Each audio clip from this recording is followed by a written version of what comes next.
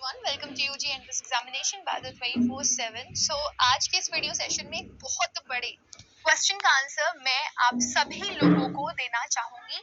बहुत सारे बच्चे हैं जो CUET 2024 की तैयारी कर रहे हैं और उनके क्वेश्चंस बार बार मेरे पास आ रहे हैं कि मैम हमें कौन कौन से सब्जेक्ट्स के एग्जाम देने चाहिए और हमें किस कोर्स के लिए क्या पढ़ना है ये हमें कैसे पता चलेगा, राइट। तो सबसे पहले तो मैं यहाँ पर बात करूंगी दो तरह के बच्चों की। देखो, अगर हम CUET 2024 के बारे में बात करें तो ये इसकी तैयारी करने वाले बच्चे दो तरह के, the two types of student. पहले वो बच्चे हैं जिनका ऑलरेडी 12th कंप्लीट हो चुका था, जिन्होंने 2 साल 1 साल ड्रॉप लिया हुआ है, राइट, और वो CUET 2024 की तैयारी करना। दूसरा, एक वो बच्चे हैं जो अभी क्लास 12th में है और वो अपने ग्रेजुएशन करने के लिए CUET 2024 का एग्जाम देंगे। ड्रॉपर्स का सवाल बहुत बार आता है कि मैम मेरा 1 साल का गैप है, मेरा 2 साल का गैप है, मेरा 3 साल का गैप है, क्या मैं CUET का एग्जाम दे सकता हूँ?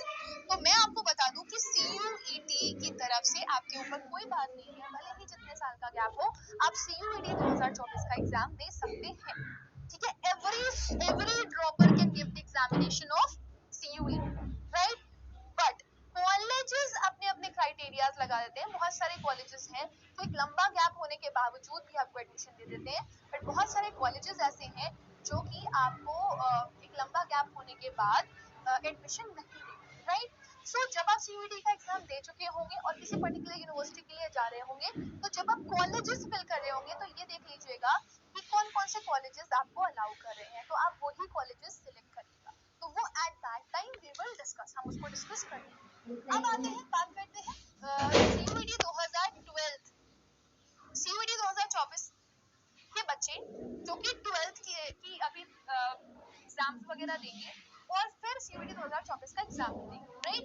तो इनके अंदर सबसे बड़ा कंफ्यूजन, सबसे बड़ा ड्रॉबैक क्या है कि मैम मुझे 12th की भी प्रिपरेशन करनी है, मुझे CUET की भी प्रिपरेशन करनी है, मैं साथ में कैसे करूं?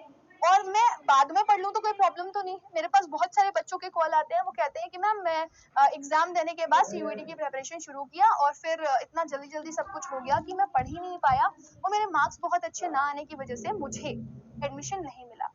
आप हकीकत को जान लीजिए।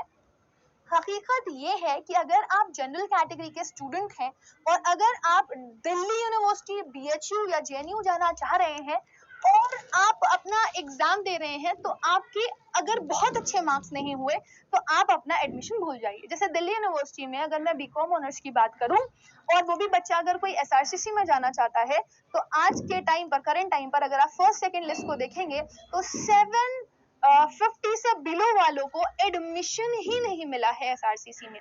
तो ये हकीकत है, आपने कोई ना कोई कोर्स जरूर टारगेट किया होगा और आपने कोई ना कोई यूनिवर्सिटी जरूर टारगेट करी होगी और उस यूनिवर्सिटी में जब आप पहुंच जाते हो तो फिर आप उसके ड्रीम कॉलेजेस यानी कि टॉप कॉलेजेस में जाने की सोचते हो। तो आज के इस वीडियो सेशन में मैं आपको सब कुछ बताऊंगी कि आप कैसे बहुत थॉटफुल होकर के अपने सब्जेक्ट कॉम्बिनेशंस को चूज करेंगे और कैसे आप पूरी साल एक बढ़िया स्ट्रैटेजी बना करके अपना एग्जाम अच्छे से दे सकते हैं, चाहे वो ड्रॉपर हो चाहे वो 12th के बच्चे हो। तो सबसे पहली बात जरूरी है आप लोगों के लिए, आपको ये सोच लेना कि आप कौन से कोर्स के लिए जाना चाहते हो, प्लस आप कौन सी यूनिवर्सिटी में जाना चाहते हो। क्योंकि अगर आप अभी से ये डिसाइड नहीं करोगे तो फिर आप लोग लास्ट में प्रॉब्लम फेस करोगे। तो अभी से ही प्री डिसीजन आपका किस चीज का होना चाहिए? प्री डिसीजन आपका होना चाहिए यूनिवर्सिटी का और कोर्स का। क्यों? क्योंकि जब आपको ये पता होगा कि आप कौन सी यूनिवर्सिटी जाना चाहते हो और आप कौन से कोर्स के लिए जाना चाहते हो, तब ही आप ये डिसाइड कर पाओगे कि आपको कौन कौन से सब्जेक्ट्स के एग्जाम्स देने हैं, राइट? समझ में आ रहा है? तो आपने मान लीजिए डिसाइड कर लिया कि आपको दिल्ली यूनिवर्सिटी जाना है, आपको BCom ऑनर्स करना है, आपको BHU जाना है और आपको BSc करना है, ठीक है, इन जूलॉजी और बॉटनी, या फिर आपको JNU जाना है और उसमें आप कोई लैंग्वेज सीखना चाह रहे हैं, राइट। तो जब आपको ये डिसाइड हो जाएगा तब आपको यहाँ पर एनालिसिस करना जरूरी है कि भाई जो कोर्स मैं जिस यूनिवर्सिटी में चाह रहा हूँ, राइट, क्या वो कोर्स उस यूनिवर्सिटी में अवेलेबल है या नहीं है। अगर अवेलेबल ही नहीं है तो आप CUET के एग्जाम में जितने अच्छे मार्क्स ले आओ, आप उस यूनिवर्सिटी में नहीं पहुंच सकते, क्योंकि जिस कोर्स के लिए आप जाना चाहते हो वो CUET के थ्रू है ही नहीं। ये सच है, जी हाँ ये सच है। बहुत सारे ऐसे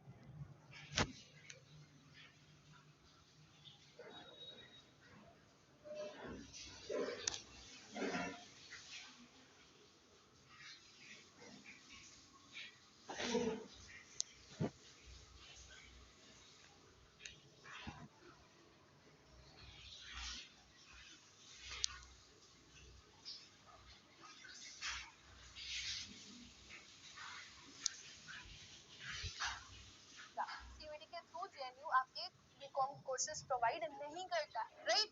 सिमिलरली आप अगर जाना चाहते हैं कहाँ, जामिया मिलिया इस्लामिया, और वहां पर आप पॉलिटिकल साइंस के लिए जाना चाहते हैं, लेकिन आप CUET का एग्जाम दे रहे हैं और आप चाह रहे हैं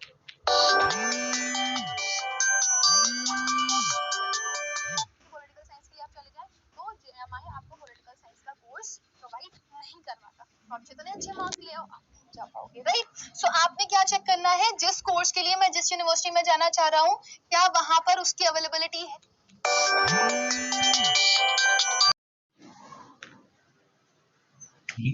काहे यार मिलाए रहे हो। नमस्ते।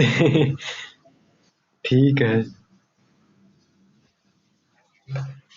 कौन व्यवहारी। अच्छा, हुए हो मेडिकल पर का। अच्छा, देव फोन। राम राम चाचा। ठीक है। हम तैयारी कर रहे हैं CUET के। इंटर तो निकल गया।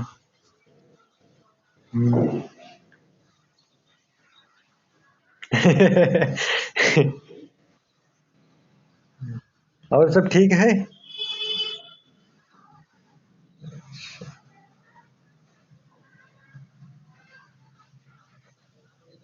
हम्म।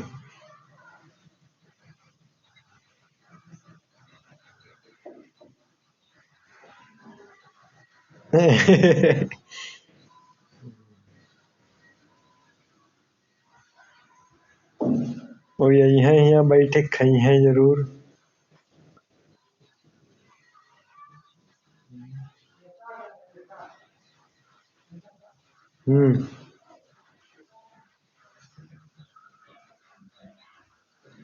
काहे। अरे।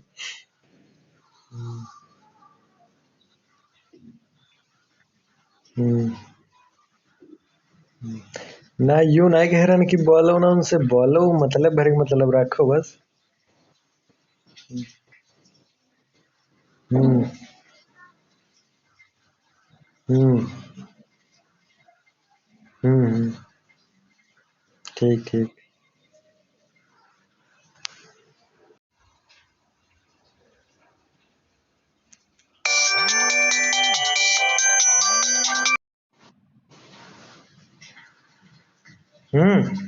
हाँ। कट ही गए रहा हो, फिर से मिलाए हो। फिर से मिलाए हो।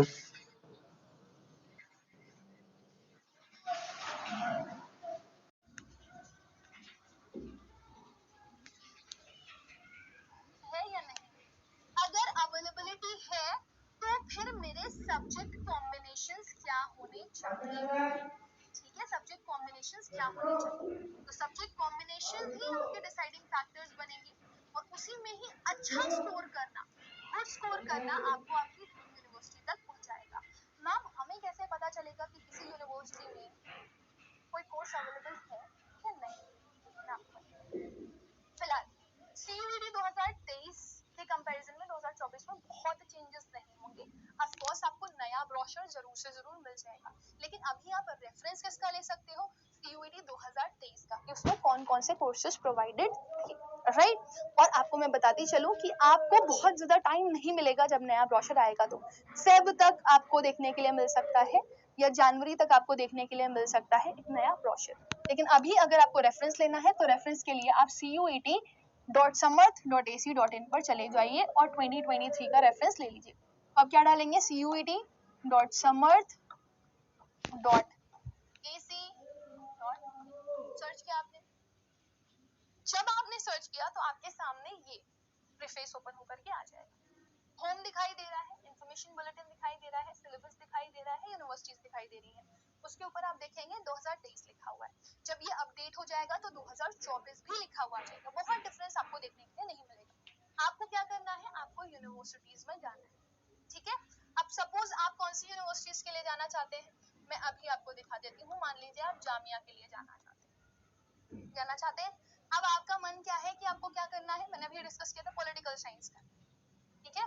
तो अब आप जामिया मिलिया इस्लामिया में अगर आप BA ऑनर्स के लिए जाना चाहते हैं तो हिंदी है, संस्कृत है, फ्रेंच है, स्पेनिश है, इकोनॉमिक्स भी है, हिस्ट्री भी है, बायोटेक्नोलॉजी भी है, बीवो के कोर्सेज भी अवेलेबल है, BSc फिजिक्स अवेलेबल है, BA आपका ऑनर्स टर्किश अवेलेबल है, BSc केमिस्ट्री अवेलेबल है, BSc अप्लाइड मैथमेटिक्स अवेलेबल है, BA कोरियन अवेलेबल है, BA पर्शियन अवेलेबल है, BA उर्दू अवेलेबल है।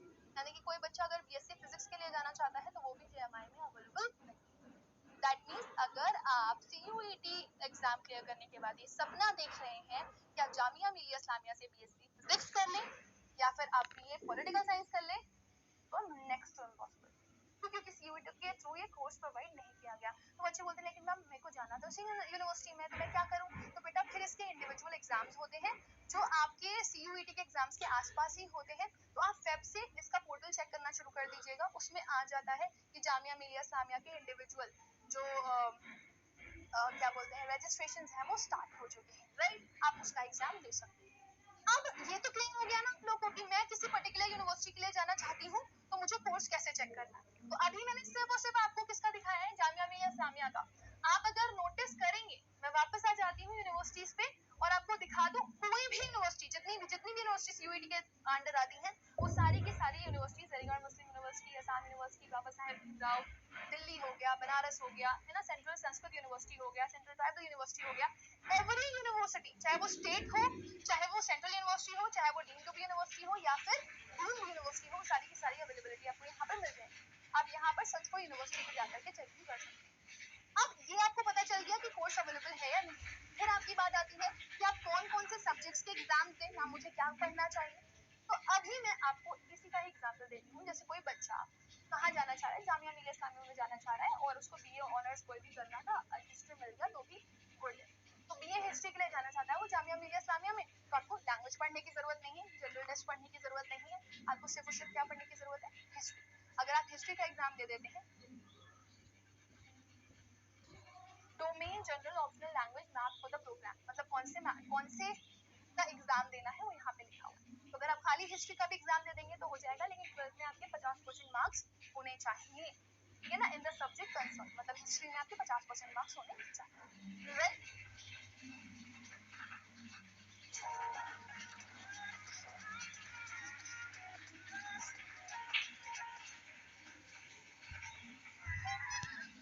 अकेले रह रहे के घर काटने को दौड़ रहा था टोटी को। तो अब समझ रहे हो ना, आपको अगर BA ऑनर्स हिस्ट्री में कहाँ से करना है, JMI से करना है, तो आप क्या करेंगे, आप खाली हिस्ट्री का एग्जाम, राइट। फिर आप दिल्ली यूनिवर्सिटी के लिए जाते हैं, मैं चेक कर देती हूँ यहाँ पे, देखो मैं सर्च कर दिल्ली यूनिवर्सिटी के लिए जाते हैं और आपको हिस्ट्री ऑनर्स करना है। क्या करना है, हिस्ट्री ऑनर्स करना है। तो हिस्ट्री ऑनर्स के लिए आपको 1 लैंग्वेज और 3 डोमेन की requirement, sociology, social work, political science देख रहे हो, यहाँ पे जर्नलिज्म आ गया, फिलोसफी आ गया, तो आपको यहाँ पे हिस्ट्री भी मिल जाएगा। और अगर आप हिस्ट्री के लिए जाना चाहते हैं, ऊपर ही हो जाएगा, अगर आप हिस्ट्री के लिए जाना चाहते हैं तो आपके पास 1 लैंग्वेज और 3 डोमेन होना जरूरी, philosophy, journalism, political science same है, ठीक ठीक है, आप यहाँ पर देख सकते हैं। आप पॉलिटिकल साइंस का एग्जाम्पल ले लें यहाँ पे कि बीए ऑनर्स पॉलिटिकल साइंस के लिए बीयू में जा रहे थे, तो आपको एक लैंग्वेज और 3 डोमेन चाहिए, है ना। और टीयू आपका ये भी बोलता है कि आपके वो 3 डोमेन कहाँ से होने चाहिए जो कि आपने क्लास 12 में पढ़े थे। तो बेसिकली मैं आपको समझाना क्या चाह रही हूँ, जैसे मान लीजिए हिस्ट्री अवेलेबल है, जैसे मान लीजिए कोई बच्चा बीए ऑनर्स करना चाहता है, ठीक है, और वो किससे करना चाहता है, हिस्ट्री से करना चाहता है, ठीक है। तो हिस्ट्री में x1, x2, x3 यूनिवर्सिटीज हैं जो आपको प्रोवाइड करवा रही है बीए ऑनर्स इन हिस्ट्री, है ना। एक यूनिवर्सिटी है जो आपसे कह रही है आप एक लैंग्वेज 3 डोमेन ले लो, एक यूनिवर्सिटी है जो आपसे बोल रही है सिर्फ आपको एक डोमेन की रिक्वायरमेंट है, और एक यूनिवर्सिटी है जो आपसे कह रही है कि आप खाली लैंग्वेज और जीटी भी दे दो तो भी आपका उस ऑनर्स के कोर्स में एडमिशन हो जाएगा, राइट। तो अब बच्चा जो है इसने क्या किया है, x1, x2 और x3 तीनों यूनिवर्सिटी में अप्लाई किया हुआ है, क्योंकि इसको लग रहा है कि इसको यूनिवर्सिटी कोई भी मिल जाए लेकिन इसको सेंट्रल यूनिवर्सिटी में बीए ऑनर्स हिस्ट्री कोर्स तो चाहिए ही चाहिए, राइट। तो वो ये तीनों की तीनों यूनिवर्सिटी में अप्लाई करेगा, ठीक है। तो अब इस कंडीशन में बच्चा पूछता है कि मैम मैं क्या करूं, मेरे को हर एक यूनिवर्सिटी में जाना है लेकिन मेरे को कोर्स जो है वो बीए ऑनर्स हिस्ट्री ही चाहिए, तो मेरे को जो जो यूनिवर्सिटीज में अवेलेबल होगा सब चाहिए। तो इसके लिए बेस्ट कॉम्बिनेशन क्या रहता है कि बच्चा कोई भी एक लैंग्वेज ले ले, राइट, 3 डोमेन ले ले, लेकिन ये डोमेन वो डोमेन होने चाहिए जो कि आपके क्लास 12th में है, ठीक है। और प्लस आप एक जनरल टेस्ट का एग्जाम दे दें, ये आपका बेस्ट सूटेबल कॉम्बिनेशन है किसी भी यूनिवर्सिटी में जाने के लिए। अगर कोई यूनिवर्सिटी एक लैंग्वेज एक जीटी मांग रही होगी आपके पास होगा, अगर कोई यूनिवर्सिटी एक डोमेन मांग रही होगी तो वो भी आपके पास होगा, और कोई यूनिवर्सिटी खाली लैंग्वेज और 3 डोमेन मांग रही होगी तो वो भी आपके पास होगा, राइट। तो इसी को ही आप बोलते हैं कि ये क्या होता है, आपका ये बेस्ट कॉम्बिनेशन होता है। अब बच्चा कहता है कि मैम चलिए ठीक है, हमें ये तो समझ में आ गया कि हमें किस तरह से सब्जेक्ट्स को चूज करना है, अब मैंने सब्जेक्ट्स की प्रेपरेशन करनी है तो मैं कहाँ से करूँ। तो आपको मैं बता दूं, आपको सब्जेक्ट की टेंशन है, आपको लगता है कि आप प्रीवियस ईयर क्वेश्चंस कैसे लोगे, आपको बुक्स कहाँ से मिलेंगी, है ना, आप मॉक टेस्ट कैसे दोगे, क्योंकि मॉक टेस्ट जरूरी होता है, वो आपको एग्जाम्स का अंदाजा करवाता है। तो आप अड्डर 24/7 की ऐप पर जाओ, ठीक है, ऐप को डाउनलोड कर लो, स्टोर पे जाना, अंडर ग्रेड एग्जाम सेलेक्ट करना सीयूटी पे जा करके, साइंस के हो साइंस ले लो, कॉमर्स के हो कॉमर्स ले लो, आर्ट्स के हो आर्ट्स ले लो, हिंदी मीडियम वाले हो तो सीयूटी हिंदी का कोर्स ले लो, राइट। सपोज आप किसी भी कोर्स के लिए जा रहे हो तो आपका नया बैच शुरू हो रहा है, अर्जुन बैच। अर्जुन बैच में इसमें आपको क्या क्या मिलेगा, लाइव क्लासेस, रिकॉर्डेड क्लासेस, ठीक है, बुक्स की हार्ड कॉपीज, बुक्स आपके घर पहुंच जाएंगी, प्लस आपको मॉक टेस्ट मिलेंगे, टीचर्स के हैंड रिटन पीडीएफ नोट्स मिलेंगे, और साथ ही साथ में आपको क्या मिलने वाला है, यहाँ पर आपको मिलेगा डेली प्रैक्टिस पेपर, मतलब जो टीचर पढ़ाएगा उसकी प्रैक्टिस क्वेश्चंस भी देगा। अगर आपको ये लेना है तो आप खरीद सकते हो, 8924 का बैच है, आप चाहते हो थोड़ा सा कम प्राइस में आपको मिल जाए तो आप कोड यूज करना Y484, और ये बैच आपको कितने का मिल जाएगा, 87। तो आई होप कि आपको क्लैरिटी मिल गई होगी, लेकिन इसके अलावा भी अगर आपके दिमाग में कोई क्वेश्चंस है, अब क्योंकि ये क्वेश्चंस मेरे से बच्चों ने पूछे थे, अगर आप में से कोई भी बच्चा ऐसा है जिसके दिमाग में किसी भी तरह का कोई कंफ्यूजन है तो मेरे से बिंदास होकर के पूछ ले, अगली वीडियो में उसी पर्टिकुलर टॉपिक पे बना करके ले आऊंगी। तब तक के लिए बाय, टेक केयर।